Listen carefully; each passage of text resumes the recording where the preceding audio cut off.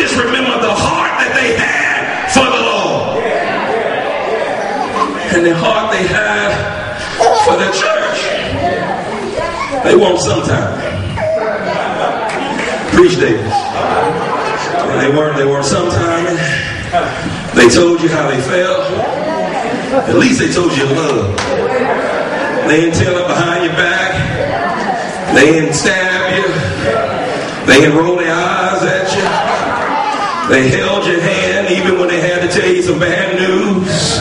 They patted you on the back when they thought you was having a bad day. But the one thing I love about them, they made sure they were in the service of the Lord. They had illnesses. I don't know if y'all remember that. Mother Lewis had cancer everywhere. She had gotten so frail that you could see the portal in her chest. Yet she still came, and she was still on fire, and she didn't show up and just spectate, but she said amen.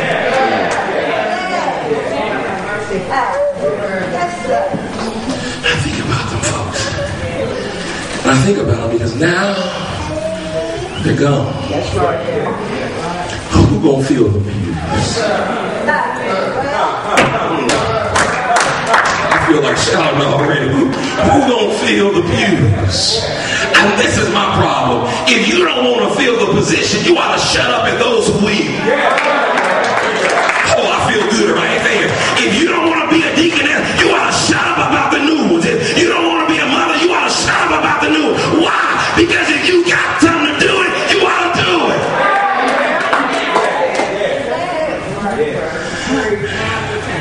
What I loved about him is my first week here, we were hosting a national regional youth meeting, and I was a pastor-elect. Amen. It's even on the shirt, pastor-elect. Y'all didn't give me the title, y'all.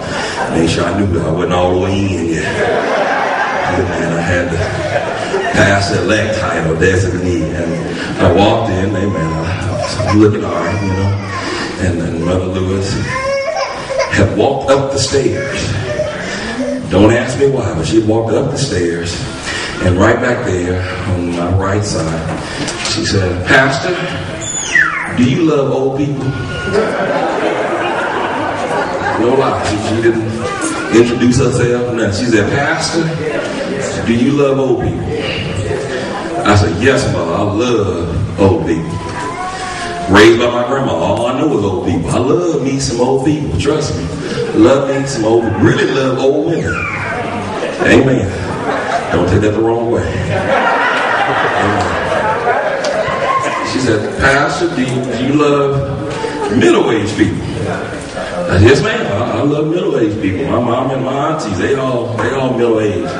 My dad and them all middle-aged." She said, "Pastor, do you love young people?" I said, "Yes, ma'am. I love young people." She says, "Good. What I want you to do is grow the church.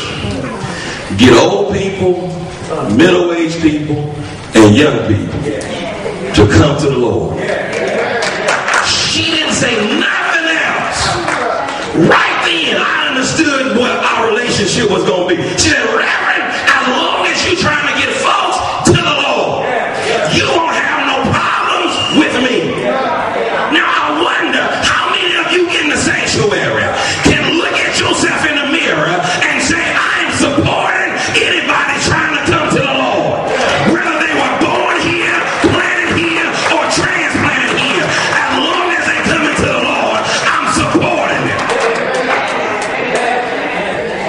How many of you saying, "If I don't know them, I don't want them here. I don't know their mama and them, I don't want them here"? Mother Lewis has been here a long time. Amen. She's been here years and years and years. And I knew Mother Lewis because McCutcheon always told me that she always shook her stick at him at any convention they were at because he recommended a pastor that she didn't like. That's the truth of the matter. Reverend said, now, when I got here, he said, "Davis," he said, "New Hope is some good people there." He said, "There's one woman I want you to really be good to." I said, "Mac, what do you mean?" He said, he said, "In all my years, there's only one person I know that might be mad at me. And she's a member of that church." And he said, no matter where I am in the country, when Mother Lewis sees me, she comes up to me and shakes that stick at me and say, you recommended that boy come up here. And he said, Davis, just do me one favor. Love her and get her not to be mad at me. I'm happy to say, even before she went on to be with the glory, that she and I had a chance to sit down and talk. And she said, Pastor, I love you. And I love the job you're doing. And McCutcheon came here, and she, after the first time, she shook her stick at him. And she said, I don't know yet. That first anniversary, he came, and she found him as he was getting off the bus. And she said, Reverend, you did good this time. She was more concerned about folks coming to the Lord than she was about what seat she had, what position she had, or where they were coming from. And that's where every believer in here has got to move to. That come hell or high water, I just want them to come to the Lord. And if they come to the Lord, that's all right with me. And understand this, who gonna fill these pews? Folks who don't look like the folks who was in the pews before them.